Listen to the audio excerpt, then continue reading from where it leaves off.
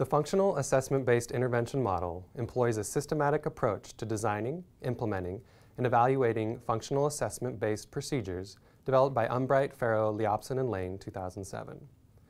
This video introduces you to the Functional Assessment and Behavior Intervention Plan, planning form. This form is used throughout the 5-step process discussed throughout these videos and should be viewed as an iterative document to support team efforts towards the design, implementation, and evaluation of the functional assessment-based intervention. The final information will be transferred to the Behavior Intervention Plan and/or District Standard forms after the conclusion of Step 5, testing the intervention. The FABI planning form begins with context-specific information pertaining to the students, classroom, and school site team leading the FABI process. We strongly encourage this team to include the teacher or teachers who will be implementing the intervention. The FABI planning form provides a space to operationally define the target and replacement behaviors. The target behavior is identified during the teacher interview, and the replacement behavior is operationalized at the conclusion of the functional assessment. The target behavior is carried forward throughout the functional assessment to guide additional interviews and direct observations. It is also important to identify the behavior dimension of interest, considering which dimension of the target and replacement behaviors is the main point of interest. There are many possible dimensions of behavior, including frequency or rate, duration, latency, topography, and force or intensity. At the conclusion of the functional assessment, the target behavior should be reviewed to ensure the definition, examples, and non-examples capture the entirety of the behavior of interest. It is often the case that after direct ABC observation, refinement is necessary in the examples and non-examples. For example, if our target behavior is negative social interactions, as illustrated by Lane and colleagues 2007, which refers to any behavior that is negative in voice or action toward peers, examples include telling peers what to do when they had not asked for assistance, making negative statements about peers' looks or actions, and rolling eyes at peers. Non-examples include working cooperatively with a peer or assisting a peer who asks for help. If during ABC observation negative social interactions are observed that include glaring at peers, this information should be added to the definition. The FABI planning form also includes placeholders to track progress made toward each component of the functional assessment.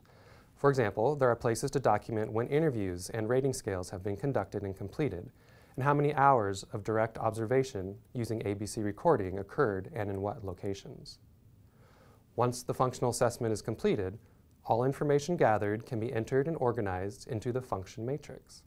The function matrix is a tool used to organize data collected throughout the functional assessment, such as ABC data and teacher, parent, and student interviews. Teams input these data into the function matrix, which includes 2 columns: positive reinforcement, access something, and negative reinforcement, avoid something. Along with these 2 columns, there are 6 cells for data to be inserted, depending on whether the data indicates accessing or avoiding attention, tangibles or activities, or sensory experiences. Once teams have completed the function matrix, they are able to visually determine a hypothesis for the function of the behavior based on the areas of the function matrix that have the most instances of the behavior, such as positive reinforcement in the form of attention. Notice from the illustration from the Germer and colleagues, 2007, that the 2 largest cells are positive reinforcement attention and negative reinforcement activity. From this, a hypothesis statement can be drafted, such as, when David is off task, he gets attention from his teacher and peers and does not have to complete assignments. During Step 3, collecting baseline data, the target and/or replacement behavior is selected to monitor student performance as part of evaluating the FABI. Before a behavior objective can be specified, it is important to align the dimension of the behavior being monitored with direct observation to an appropriate measurement system.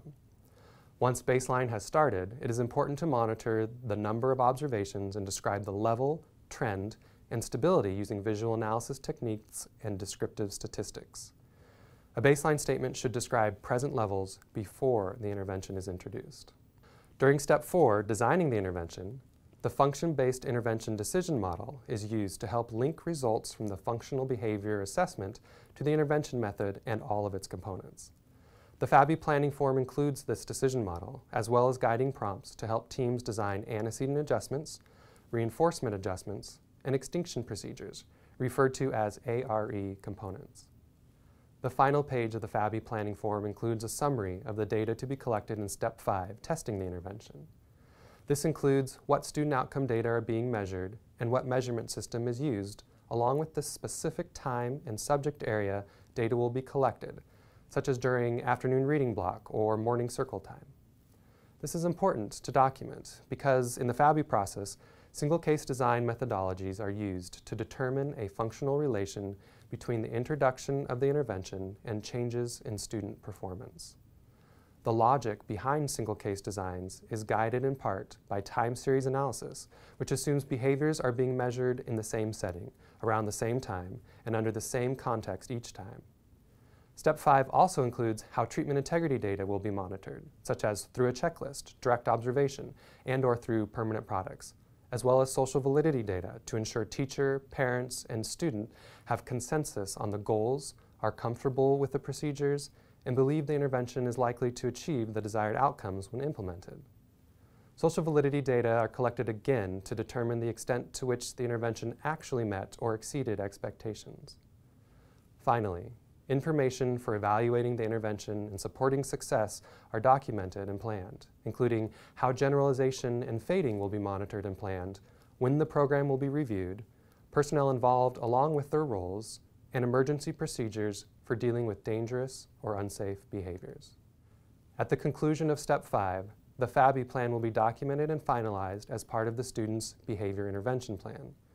The final information will be transferred over from the FABI planning form to the behavior intervention plan for concise documentation and reporting.